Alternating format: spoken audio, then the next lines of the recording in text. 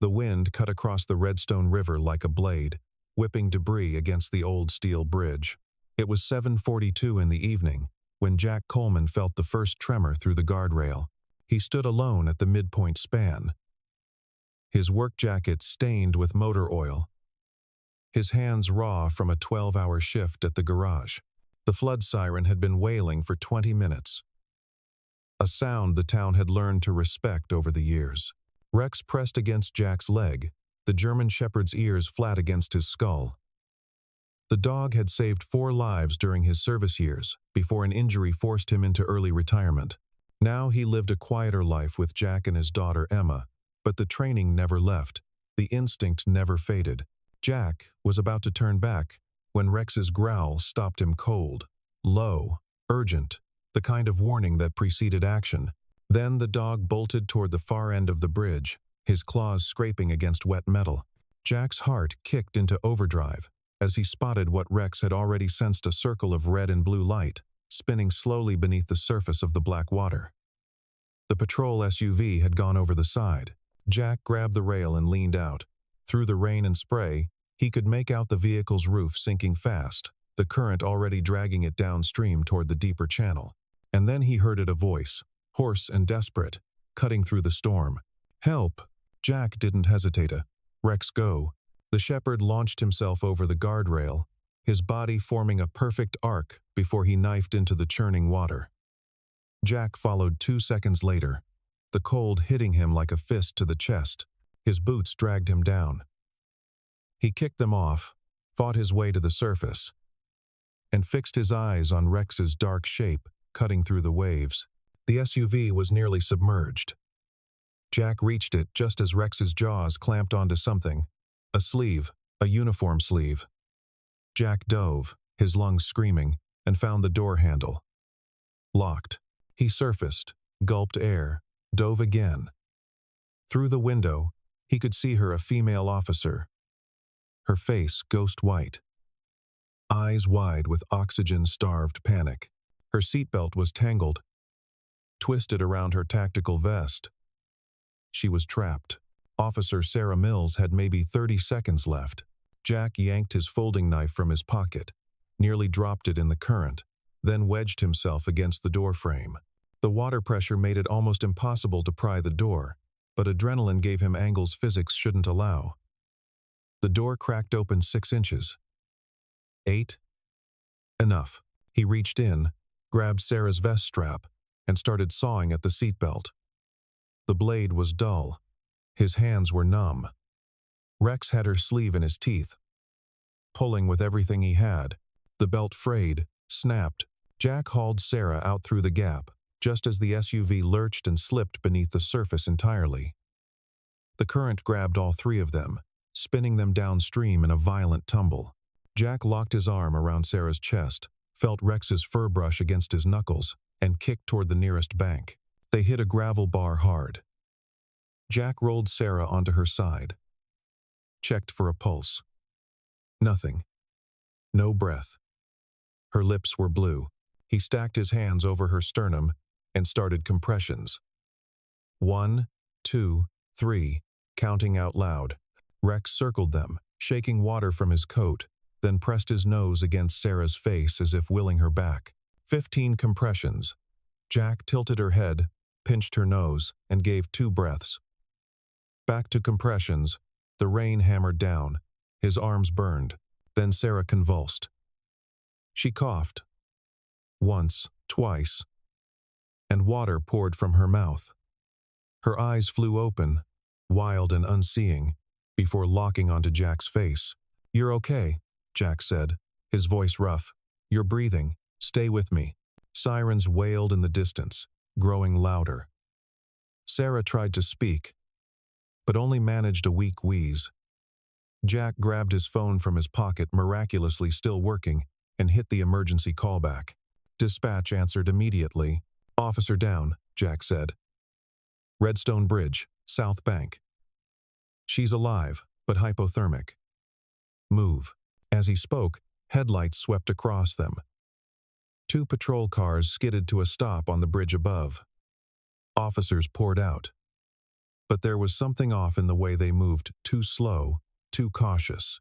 Jack saw one of them glance at the wreckage site, then look away quickly. Another spoke into his radio with his back turned. Jack looked down at Sarah. Her eyes had cleared slightly, but confusion clouded them. "What happened?" he asked. "Why'd you go off the bridge?" Sarah's lips moved. Her voice was barely a whisper. "I don't remember," radio said. Road was clear, but the guardrail. She coughed again. "Someone told me to check the bridge. Dispatch." "But I don't." An older officer with lieutenant's bars climbed down to the gravel bar. He looked at Jack, then at Rex, then at Sarah. His expression was unreadable. "We'll take it from here," the lieutenant said. Jack stood slowly, water streaming from his clothes. "She said dispatch sent her." Radio said the road was clear. "Storm knocked out half our systems." The lieutenant replied smoothly. "Signals got crossed. Lucky you were here." But Jack had spent 2 tours doing rescue operations in bad weather. He knew what garbled communication sounded like. And he knew what a lie sounded like, too. As the EMTs loaded Sarah onto a stretcher, Jack walked back to the bridge to retrieve his boots. That's when he saw it, Sarah's SUV dashboard camera housing, torn free and floating in an eddy near the bank. The cable had been cut clean through, not ripped. Cut. And there was something dark on the severed end that looked a lot like dried blood. Jack pocketed the housing without a word. Rex stood beside him, hackles still raised, watching the police with the same wary intensity he'd once used in combat zones. Lightning split the sky. Thunder rolled across the valley. That night, Jack Coleman had saved 1 life. But in the days to come, the truth he and Sarah would uncover would drag an entire nest of corruption into the light and force the whole police force to bow before a single father and a dog they'd once written off as nothing. The rain fell harder. Jack called Emma to tell her he'd be late, and as he walked back toward his truck, he couldn't shake the feeling that someone was watching from the darkness beyond the floodlights. Someone who hadn't wanted Sarah Mills to survive. Jack Coleman had never planned to be a single father. Life had made that choice for him 3 years ago, when his wife Claire died in a car accident on a rain-slicked road not far from the same bridge. The official report called it driver error. Jack had never believed that. Claire had been a careful driver, a former paramedic who understood risk better than most. But the investigation had been brief, the evidence inconclusive, and Jack had been left with a 9-year-old daughter and a gnawing suspicion that something hadn't been right. He'd learned to live with uncertainty. He'd learned to pack lunches, braid hair, and show up to parent-teacher conferences covered in grease from the garage. Emma had adapted too, though she sometimes stared at her mother's photo with a loneliness that broke Jack's heart.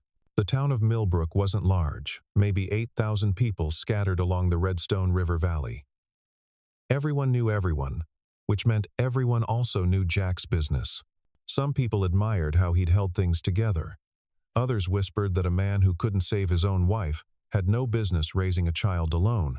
The police department, in particular, had never warmed to him. Maybe it was because he'd asked too many questions after Claire's death. Maybe it was because he'd once filed a formal complaint about an officer who'd blown through a school zone. Whatever the reason, there was a coldness there. Rex had been Claire's idea. She'd found the injured shepherd at a shelter 2 years before she died. A military working dog retired after taking shrapnel in Afghanistan. The dog had nightmares and a limp. But Claire had seen something worth saving. So had Jack. Now Rex was family. The morning after the bridge incident, Jack woke to his phone buzzing nonstop. Emma stood in his doorway, already dressed for school, holding her tablet. "Dad," she said, "you're famous." Jack sat up, wincing at the bruises covering his ribs. "What?" Emma turned the tablet around. The local news site had the story plastered across the homepage. Local mechanic and hero dog save officer from drowning. Below it was a shaky video, probably filmed by someone on the bridge, showing Rex leaping into the water. The clip had been shared thousands of times. Jack groaned. Great. Mrs. Patterson says you're a hero, Emma said. She hesitated. Are you? Jack looked at his daughter. She had Claire's eyes, bright and searching. I did what anyone would do. Not anyone, Emma said quietly. Most people would have been too scared. Jack didn't know how to respond to that. He pulled her into a hug instead, and she leaned against him, small and warm and alive. At the garage, his boss Danny clapped him on the shoulder hard enough to hurt. You see the news? Man, you and that dog. They're talking about giving you a medal or something. I don't want a medal. Yeah, well, the mayor's office called. They want you at some ceremony next week. Jack tightened a lug nut with more force than necessary. Tell them I'm busy. But the attention didn't stop. By noon, a reporter from the county paper was waiting in the garage parking lot. By 3, a local TV crew had shown up. Jack refused all interviews, but that only seemed to make people more interested. What he didn't expect was the visit from Officer Sarah Mills herself. She arrived just before closing, walking with a slight limp, her uniform replaced by jeans and a department sweatshirt. Her face was still pale, and there were shadows under her eyes. But she was alive and standing. Mr. Coleman, she said, do you have a minute? Jack wiped his hands on a rag. You should be resting. I've been resting all day. I needed to say thank you. She paused. And, to ask you something, they walked outside, away from the noise of the shop. Rex, who'd been dozing in Jack's truck, hopped out and trotted over. Sarah knelt slowly and let the dog sniff her hand. He's the one who found me first, she said.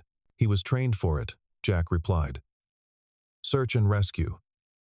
He's saved more lives than I have. Sarah scratched behind Rex's ears, then stood.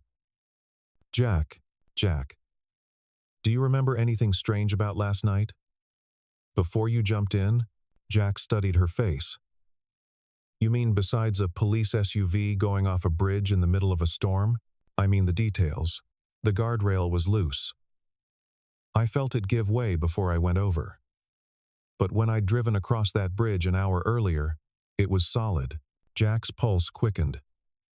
You think someone tampered with it? I don't know. But dispatch told me to do a bridge safety check. That's why I was there. And the recording of that dispatch call? Sarah's jaw tightened.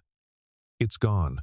Corrupted file, they said, and my dashboard camera was missing when they pulled the vehicle out. Jack reached into his jacket pocket and pulled out the camera housing he'd found.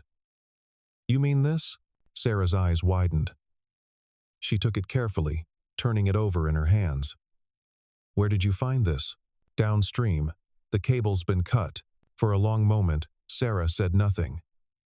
When she finally spoke, her voice was low. Someone tried to kill me last night. Or shut you up. Sarah looked at him sharply. What do you mean? Jack hesitated. He'd spent 3 years keeping his suspicions about Claire's death to himself, afraid of sounding paranoid, afraid of making things worse for Emma. But standing here, looking at this young officer who'd nearly died the same way, he couldn't stay silent anymore. My wife died in a car accident 3 years ago, he said. Single vehicle crash. The investigation concluded she'd been speeding, lost control. But Claire was a paramedic. She knew these roads, and the weather that night was clear. Sarah's expression shifted. You think it wasn't an accident. I think the case was closed too fast. I think when I started asking questions, I got shut down hard. Jack met her eyes. And I think you should be very careful who you trust right now. Thunder rumbled in the distance. Another storm was coming. Sarah looked down at the damaged camera in her hands. I need to find out what was on this, and I need to know why someone would want you dead. They stood in the fading light, 2 people connected by survival and suspicion, while Rex sat between them, watchful as ever. Somewhere across town, in the police station's equipment room, a man in a lieutenant's uniform erased another file and made a phone call he'd hoped he'd never have to make. The first 48 hours after the rescue were a blur of unwanted attention. Jack tried to keep his head down, but the story had taken on a life of its own. Emma's school held an assembly, where the principal praised local heroes. The mayor's office called 3 more times. A woman from the state capitol reached out about a commendation for Rex. Jack declined everything. But Sarah Mills wasn't ready to let things go quiet. She showed up at Jack's house on a gray Saturday morning, driving an unmarked sedan instead of a patrol unit. Emma was at a friend's house, which meant Jack could speak freely. "I had a tech friend look at the camera housing," Sarah said, settling into a chair at Jack's kitchen table. Rex lay at her feet, his tail thumping occasionally against the floor. "He says the cut was made with wire cutters or a similar tool. Clean. Deliberate. This wasn't storm damage." Jack poured 2 cups of coffee. "So someone accessed your vehicle before you went into the water, or during the confusion after?" Sarah wrapped her hands around the mug. "I've been going through my logs from that night. The dispatch call that sent me to the bridge came at 7:21, but here's the thing. The dispatcher whose ID shows on the log had clocked out at 6:50. Someone used his credentials. That's what I think. But when I tried to pull the full communication records, I was told they're part of an ongoing systems audit." Convenient timing. Jack sat down across from her. "You're saying someone inside your department set you up. I'm saying the evidence points that way. And I'm saying I don't know who I can trust anymore." Sarah's voice dropped. "Except maybe you." "Why me?" "Because you have no reason to lie. Because you jumped into a flooded river to save someone you didn't know. Because your dog has better instincts than half the officers I work with." She paused. "And because you lost your wife the same way I almost died." Jack felt something cold settle in his chest. "You looked into Claire's case." "I did. After you mentioned it, I pulled the file. It's thin, Jack. Really thin. Single vehicle accident. Moderate speed. Wet road." The investigating officer noted no skid marks, which is strange if she was trying to brake. There was a witness who reported seeing another vehicle leaving the scene, but that lead was never followed up. The case was closed in 72 hours. Who was the investigating officer? Sarah met his eyes. "Lieutenant Marcus Holt, same officer who responded to my accident last night." The name hit Jack like a physical blow. Holt had been the one who'd told him to stop asking questions about Claire. Holt had been the one who'd suggested, more than once, that Jack was having trouble accepting reality. Holt had been the one who'd made it clear that Jack's presence at the station was unwelcome. "That son of a—" "I don't have proof," Sarah interrupted. "Not yet. But I started digging into Holt's record. He's been with the department for 22 years. Solid reputation. Multiple commendations. But in the past 5 years, there have been 3 other incidents on that bridge. All ruled accidental. All closed quickly." Jack stood and paced to the window. Outside, the sky was heavy with clouds. "What do you need from me?" "I need you to help me find out what really happened that night. Both nights, yours and mine. I need someone I can trust, who isn't part of the system. And I need that dog of yours." Jack turned to look at her. "Why Rex?" "Because whatever's happening, it's not over. Someone tried to kill me and failed. If they figure out I'm still investigating, they might try again. And if they do, I want the best early warning system available." She glanced down at Rex. That's him. Jack thought about Emma, about the quiet life he'd built from the ruins of the old one. He thought about Claire, about the questions that had haunted him for 3 years. He thought about the jagged edge of the camera cable and the missing dispatch recording. "Okay," he said. "But we do this carefully. No heroics. And Emma stays out of it completely." Sarah nodded. Agreed. They spent the next hour mapping out what they knew and what they needed to find out. Sarah had access to some departmental resources, but she'd have to be subtle. Jack had connections in town, people who'd known Claire. People who might remember details the police had overlooked. As Sarah was leaving, she turned back. "Jack, thank you for saving my life." And for believing me. Don't thank me yet. If we're right about this, things are going to get a lot worse before they get better. Sarah smiled grimly. I know. After she left, Jack stood in his driveway for a long time, watching the clouds roll in. Rex pressed against his leg, warm and solid. Jack rested a hand on the dog's head. What did we just get ourselves into, boy? Rex's ears swiveled forward, tracking something Jack couldn't see. The dog's instincts had saved Sarah's life once. Jack had a feeling they'd need those instincts again soon. Inside the house, his phone buzzed. A text from an unknown number. Stop asking questions. Or Emma goes to foster care. You have a record. We'll use it. Jack's blood ran cold. He'd been arrested once. 6 months after Claire's death. For a bar fight he hadn't started. The charges had been dropped. But the arrest was on file. It had been Holt who'd shown up to process him. Holt who'd made sure the paperwork was thorough. Jack deleted the text and made a decision. If they wanted to threaten his daughter, they'd just made the biggest mistake of their lives. He called Sarah. We need to move faster. What happened? They know we're looking. And they just threatened Emma. There was a long pause.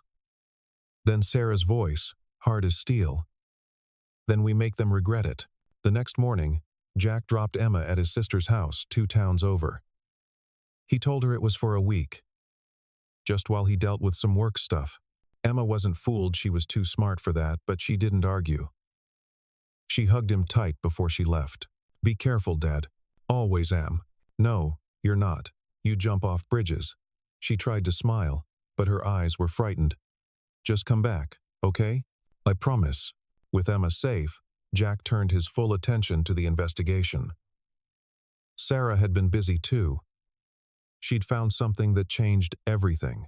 They met at a diner 30 miles from Millbrook, far enough that they wouldn't be spotted by anyone from the department.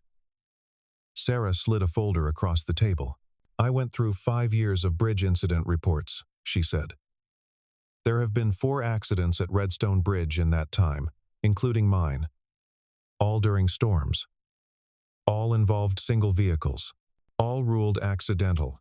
Jack opened the folder. 4 names, 4 dates, 4 brief incident reports. 2 had been fatal. Look at the investigating officer on each case, Sarah said. Jack scanned the reports. His stomach tightened. Holt. Every single one. Now look at the responding units. Jack checked the log numbers.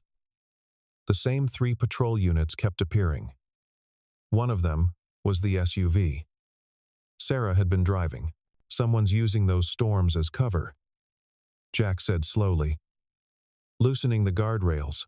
Maybe tampering with signals. When a car goes over, it looks like bad weather and bad luck. But why? What's the motive? That was the question Jack had been turning over in his mind. What did the victims have in common? Sarah pulled out another sheet. I built a profile. 2 were longtime residents. 1 was a county inspector. 1 was a journalist working on a story about local government contracts. And your wife was a paramedic who'd recently reported concerns about response times in certain parts of the county. Jack's hands clenched around his coffee cup. Claire thought someone was deliberately delaying ambulances to specific addresses. She'd documented it. Told me she was going to file a formal complaint. She filed it 3 days before she died. I found the report buried in old administrative records. Sarah's voice was gentle. Jack.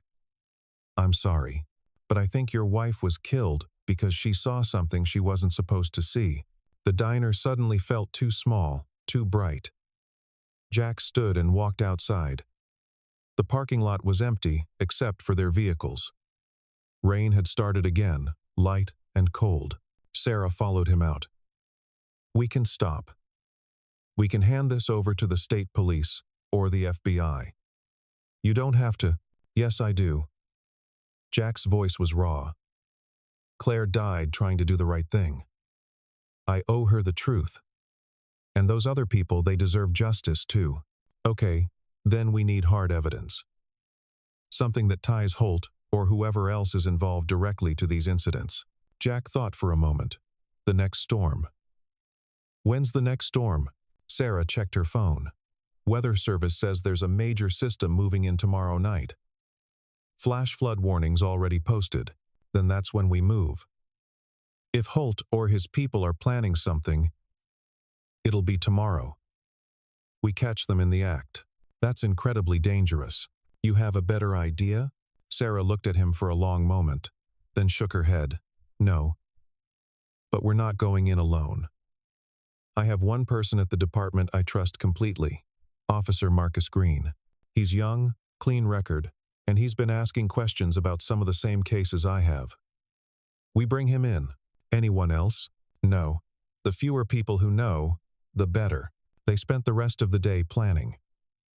Sarah would monitor police communications from her apartment, listening for any unusual activity. Jack would stake out the bridge with Rex, watching for anyone who approached the structure before the storm hit. If they saw anything suspicious, they'd document it and call in state police immediately. It was a thin plan, full of holes. But it was all they had. That night, Jack sat in his truck at the edge of the Redstone Bridge access road. Rex was in the passenger seat, alert and still. The rain hadn't started yet, but the air was heavy with the promise of it.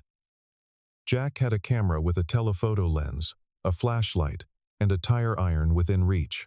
Not much in the way of weapons, but more than nothing. His phone buzzed. Sarah. Green is in position on the north side. Radio check in 30. Jack texted back an acknowledgement. Then he settled in to wait. The storm rolled in just after midnight. First the wind, then the rain, then the thunder that shook the truck's frame. Jack watched the bridge through sheets of water, his visibility dropping to almost nothing. Then he saw lights. A vehicle approaching from the south, moving slowly with its headlights off. Jack grabbed the camera and started shooting. Through the lens, he could make out a truck with county maintenance markings. Two figures got out, both wearing rain gear that obscured their faces. They went straight to the bridge guardrail. Jack's heart hammered. He kept shooting as the figures worked quickly, efficiently, loosening bolts, removing safety barriers. This was it. This was how they'd done it. Every time, during storms when visibility was poor and witnesses unlikely. They created the accidents, then responded to them as police, controlling the scene and the evidence. One of the figures turned, and lightning illuminated his face for just a second. Jack froze. It was Holt. Jack reached for his phone to call Sarah. But before he could dial, Rex erupted in a furious bark. Jack looked up and saw headlights bearing down on them, a patrol SUV, accelerating hard. Jack threw the truck into reverse and punched the gas. The SUV clipped his front bumper, sending him into a spin. He fought for control, managed to straighten out, and floored it back toward town. The SUV gave chase. Rex was barking non-stop now. Jack grabbed his phone one-handed and hit Sarah's number. They made me. Holt's here with at least one other. They're tampering with the bridge right now. And someone's on my tail. Where are you? Heading east on River Road. I got photos. I got everything. Stay on main roads. I'm calling this in to state police right now. Do not engage, Jack. Just get somewhere public and safe. But Jack knew these roads. He knew exactly where this chase was heading if he stayed on the main route toward a series of sharp curves with minimal guardrails. Perfect for forcing someone off the road and calling it an accident. He made a split-second decision and jerked the wheel left, taking a dirt logging road that cut up into the hills. The SUV followed, its larger engine closing the distance. Jack's truck bounced over ruts and rocks, his suspension screaming in protest. Then his headlights caught something ahead, a fallen tree blocking the road. Jack slammed the brakes, but on wet dirt, he had no traction. The truck slid sideways and stopped just feet from the tree. The SUV stopped behind him, boxing him in. Jack grabbed the tire iron. Rex, stay, but the dog was already growling. his fur standing up along his spine. The driver's door of the SUV opened. Lieutenant Holt stepped out, his service weapon drawn but not raised. He approached slowly, carefully, his eyes on Rex. "Jack Coleman," Holt said, his voice calm. "This doesn't have to go bad. Just give me the camera." "Can't do that. You're interfering with a police investigation. That's obstruction. We can sort this out at the station." "Right." The same station where evidence disappears and dispatch logs get corrupted. Jack kept the tire iron loose in his grip. "How many people, Holt? How many people did you kill?" For just a moment, Holt's mask slipped. Jack saw something cold and reptilian beneath. They were liabilities. Your wife was going to expose a situation that would have cost good officers their pensions. The inspector was going to shut down contracts that kept this county funded. The journalist was writing hit pieces that would have destroyed careers. Sometimes the greater good requires difficult choices. The greater good. You murdered my wife for the greater good. I did what needed to be done. Holt's weapon came up slightly. "Now, give me the camera, Jack." "Last chance." Jack glanced at Rex. The dog's muscles were coiled, ready to spring. Jack knew what he was about to do was dangerous and probably stupid, but he also knew that if Holt got the camera, the evidence would disappear, and Claire's death would remain unsolved forever. "Rex," Jack said quietly. "Strike." The shepherd exploded forward. 75 pounds of trained aggression. Holt fired, but Rex was already moving, changing angles. The dog hit Holt low and hard, taking him down. The weapon went flying. Jack lunged for it, grabbed it, and pointed it at Holt. "Don't move." Holt, pinned under Rex's weight, went very still. Blood seeped from where the dog's teeth had found purchase on his arm. Sirens wailed in the distance, growing closer. Multiple vehicles. Coming fast. Jack kept the weapon steady until the first state police cruiser arrived, followed quickly by two more. Sarah got out of the lead car with Officer Green right behind her. Her face was pale but determined. "We got the others at the bridge," she said. Maintenance supervisor and two more officers. They had already loosened 3 sections of guardrail. "We have them on body cam." Jack slowly lowered the weapon and sat down hard on the wet ground. Rex left Holt and came to his side, licking his face. Jack buried his fingers in the dog's wet fur and tried to remember how to breathe. It was over. The next 72 hours were chaos. The arrests made headlines across the state. Lieutenant Marcus Holt, 2 patrol officers, and a county maintenance supervisor were charged with multiple counts of murder, attempted murder, and conspiracy. The evidence Jack had photographed, combined with Sarah's body cam footage and witness testimony, built an airtight case. The depth of the corruption was staggering. Holt had been running a scheme for years, manipulating emergency response times and infrastructure maintenance to extort money from construction companies and property developers. Anyone who'd threatened to expose the operation had been eliminated, their deaths disguised as accidents during storms. The tampering at Redstone Bridge had been their preferred method: remote location, bad weather, plausible deniability. Claire Coleman had been victim number 6. Sarah Mills had nearly been number 10. The police chief resigned. The mayor called for a full departmental review. Federal investigators moved in to audit 5 years of cases. And Jack Coleman, the mechanic they'd tried to silence, became the key witness who brought it all down. The media frenzy was worse than before. Now it wasn't just a feel-good rescue story, it was a corruption scandal that reached into every level of local government. Jack's house was besieged by reporters. His phone rang constantly. Emma, still at his sister's house, saw her father on national news. Through it all, Sarah stayed close. She'd been suspended with pay pending the investigation standard procedure. But she used the time to help Jack navigate the storm of attention. They gave depositions together, attended meetings with prosecutors together, fielded reporters' questions side by side. One evening, a week after the arrests, they sat on Jack's porch while Rex dozed between them. The river was calm, reflecting the last light of sunset. "They're offering me a commendation," Sarah said. "For courage under fire or something. They want to do a whole ceremony, restore public faith in the department. Are you going to accept? I don't know. Part of me wants to tell them what they can do with their commendation. Another part thinks staying might be the best way to make sure this never happens again." She looked at him. "What do you think? I think you're the only reason any of this came to light. I think you're exactly the kind of officer that department needs." Jack paused. "But I also think you should do whatever keeps you whole. You don't owe them anything." Sarah was quiet for a long moment. "They want to give you and Rex medals too. The mayor's planning some big public event. Heroes of Millbrook. Or something equally dramatic." Jack groaned. "I really don't want a medal, I know. But sometimes the story matters more than what we want. Emma should see her father recognized for what he did. This town should see that ordinary people can stand up to corruption and win. I'm not a hero, Sarah.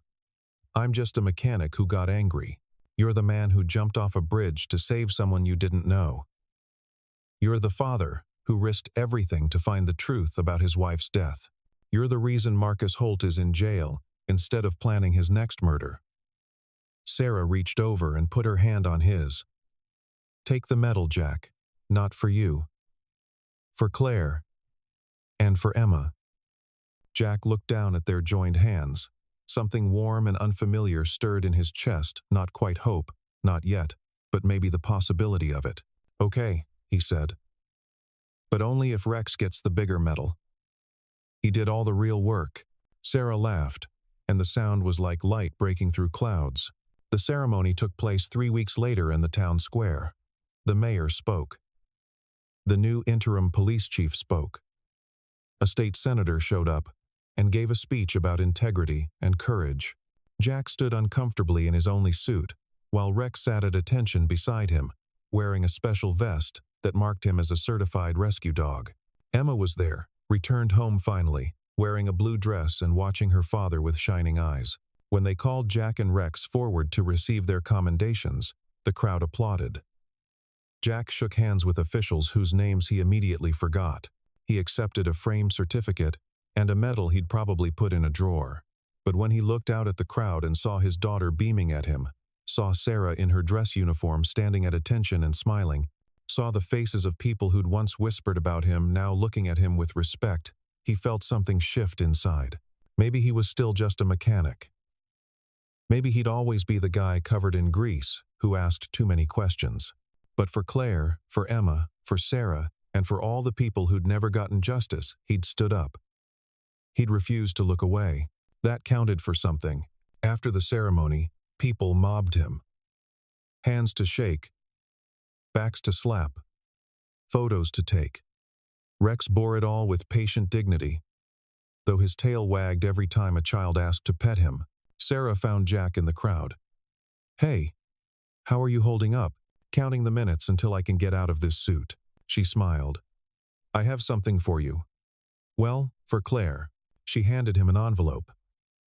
Inside was a letter on official police department letterhead.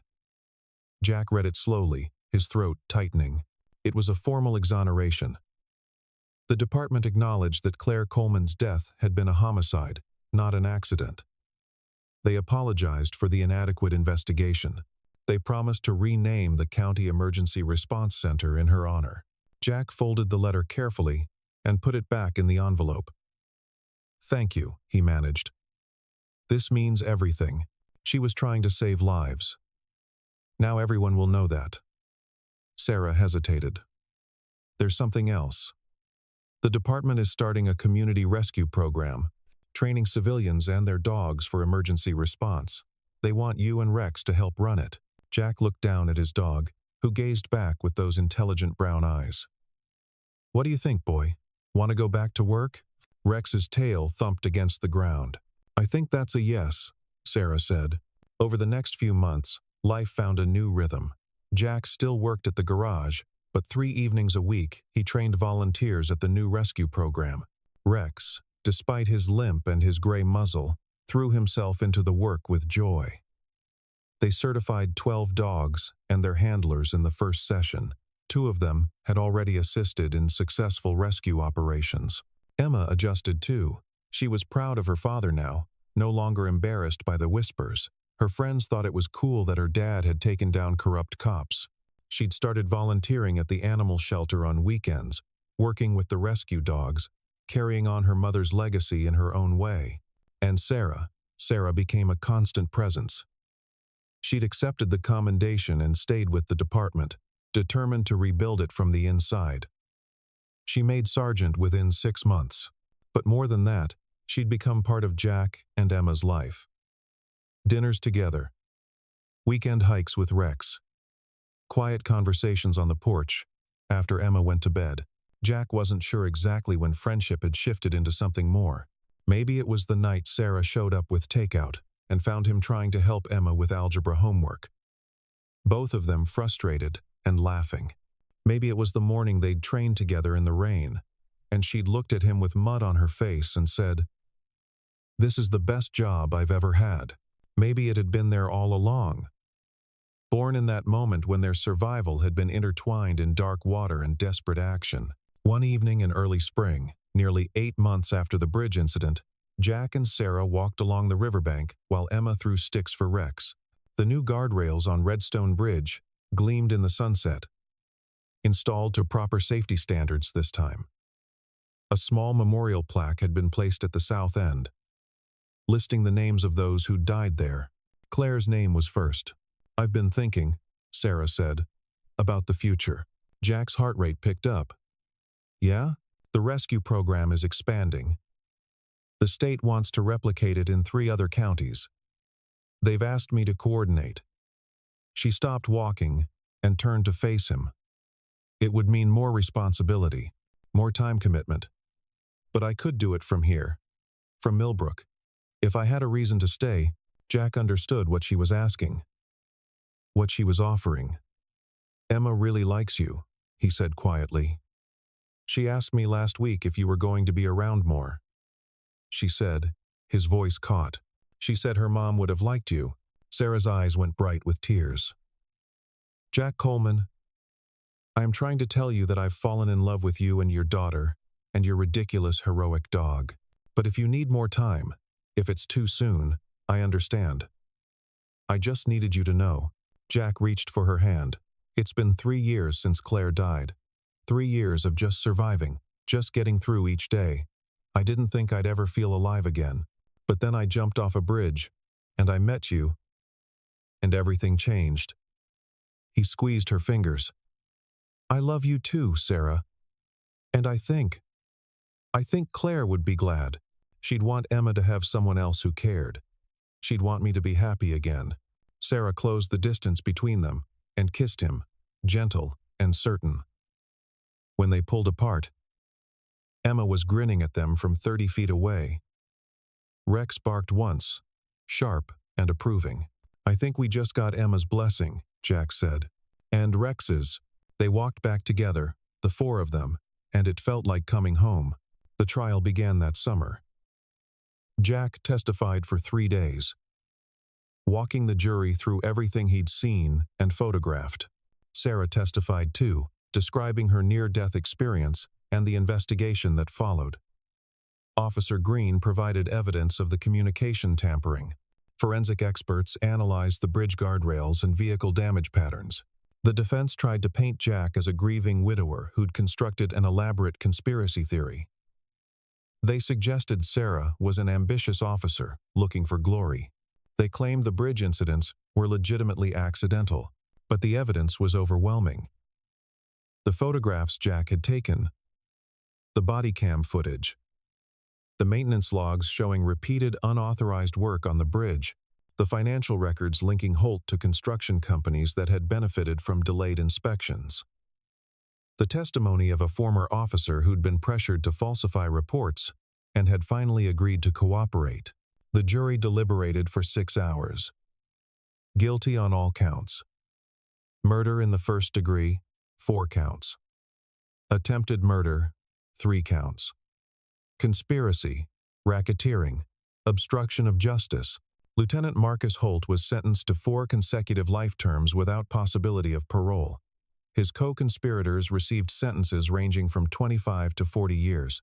Jack sat in the courtroom and watched them taken away. He felt no satisfaction, no sense of victory. Just a profound exhaustion and a deep, aching wish that Claire could have lived to see this day. But she couldn't, so he would live it for her. After the trial, things quieted down. The media moved on to other stories. The town slowly healed. The police department, under new leadership, began the long process of rebuilding public trust. Sarah's rescue program expanded, training teams across the region. Jack proposed to Sarah on a cold November evening, exactly 1 year after he'd pulled her from the river. He did it on the bank of the Redstone, with Emma's permission and Rex as witness. Sarah said yes before he'd even finished asking. They married the following spring in a small ceremony by the water. Emma was the maid of honor. Rex was the ring bearer, carrying the bands in a small pouch attached to his vest. Claire's parents came, and they cried, but they also smiled. They told Jack that their daughter would have been happy for him. The new police chief attended, as did Officer Green and half the rescue volunteers. Even the mayor showed up. Though Jack had made it clear there would be no speeches, it was simple and perfect and full of light. That night, after Emma had gone to bed and the house was quiet, Jack and Sarah sat on the porch with Rex between them. The river murmured in the darkness. Somewhere upstream, the lights of Redstone Bridge glowed steady and safe. "Do you think we would have met?" Sarah asked. "If that night hadn't happened? If everything had been different?" Jack considered it. Maybe. Small town, small department. Paths would have crossed eventually, but would we have known? Would we have seen each other? Really seen each other? Without everything that happened, I don't know. Jack looked at his wife. His wife. Still such a strange and wonderful reality, and took her hand. But I know this. Claire taught me what it meant to love completely, to show up every day and do the hard work of making a life together. When I lost her, I thought that part of my life was over, that I'd had my chance, and I should be grateful for what I'd had. He paused, searching for the right words. But then you almost died, and something in me woke up. Not just the rescue training, not just the instinct to help. It was the realization that life keeps offering chances if you're brave enough to take them. That love doesn't run out. That choosing to save someone, or letting someone save you, can change everything. Sarah leaned her head on his shoulder. "Your dog saved my life. Then you saved my life. Then we saved each other." "Yeah, I guess we did." They sat in comfortable silence, while Rex dozed and the stars came out. In the house behind them, Emma slept safely. Tomorrow would bring new rescues to train for, new emergencies to prepare for, new moments of ordinary grace. But tonight, there was just this. Peace. Hard, won, and precious. The river flowing on, relentless and clean. The memory of those who'd been lost, honored, and held close. The promise of those who remained, binding them to the future. Jack Coleman had jumped off a bridge to save a stranger. In doing so, he'd saved himself. 2 years later, the Claire Coleman Emergency Response Center opened its doors. It was a state-of-the-art facility that coordinated rescue operations across 3 counties, trained first responders, and housed a fleet of properly maintained emergency vehicles. Sarah served as the deputy director. Jack ran the Canine Rescue Program, now with 18 certified teams and growing. Emma, at 13, volunteered there after school. She'd decided she wanted to be a paramedic like her mother. Jack couldn't have been prouder. Rex retired at age 12, his working days behind him, but his legend secure. He spent his days sleeping in sunny patches and accepting treats from visiting children. The new rescue dogs that graduated from Jack's program each received a small medallion with Rex's likeness, a reminder of the dog who'd started it all. On the anniversary of that night at the bridge, Jack and Sarah always visited Claire's memorial. Emma came too, laying flowers and telling her mother's stone about her year. It wasn't sad anymore, not exactly. It was remembrance. It was honoring the path that had brought them here. The corruption scandal had changed Millbrook in lasting ways. The town was more vigilant now, more willing to ask hard questions. The police department operated with new transparency, every incident reviewed by civilian oversight. The culture of silence that had protected men like Holt had been shattered, replaced by something cleaner and harder, and the people who died in those manufactured accidents were remembered not as statistics or unfortunate victims of bad weather, but as casualties of corruption, and as the reason the system had finally changed. Jack never did get comfortable with the label of hero. He still thought of himself as a mechanic who'd gotten angry and refused to let go, but he'd learned to accept that sometimes the story people needed was bigger than what he felt in his own heart. If his actions inspired someone else to stand up, to refuse to look away, to jump off a bridge when someone needed saving, then maybe the label was worth carrying. On a warm evening in June, 3 years after everything changed, Jack stood in the yard watching Emma teach a new rescue dog volunteer how to work with her German Shepherd puppy. Sarah was beside him, one hand on her pregnant belly, smiling at the scene. "She's good at this," Sarah said. "She gets it from her mother." Both of them. Sarah squeezed his hand. "Thank you." "For what?" "For being brave enough to save me. For being brave enough to let me stay. For building this life with me." Jack pulled her close, feeling the flutter of their unborn child between them. "I think we built it together." Rex wandered over, moving slowly now but still alert. He leaned against Jack's leg, a familiar weight, a constant presence. The dog who'd known when someone needed saving. The dog who'd pulled a drowning woman from a river and, in doing so, had pulled a broken family back into the light. Emma laughed at something the volunteer said, and the sound carried across the yard like music. This was the truth that Jack had learned in dark water and bright courtrooms, in grief and love, and the slow, steady work of rebuilding. Heroes weren't born in moments of glory. They were forged in the decision to keep showing up, to keep fighting for what mattered, to refuse to let corruption and cruelty have the final word. Heroes were single fathers who jumped off bridges. They were dogs who followed their training even years after retirement. They were young officers who risked their careers to expose the truth. They were daughters who honored their mothers by choosing to serve. They were communities that demanded better and held their leaders accountable. Heroes were ordinary people who chose, again and again, not to look away. The sun set over the Redstone River, painting the water gold and orange. The new bridge stood strong. The memorial plaques gleamed, and in a house by the water, a family gathered for dinner, a family built from rescue and truth and love that refused to quit. Jack Coleman had saved a life that stormy night, but the ripples of that choice had spread outward, changing dozens of lives, reforming a broken system, giving hope to a town that had forgotten how to trust. The current pulled all things forward. The river flowed on, and on its banks, lit by the last rays of the sun, life persisted and grew, and found its way back to grace. A hero needed no badge. A hero needed only a heart that refused to turn away when someone cried for help in the darkness.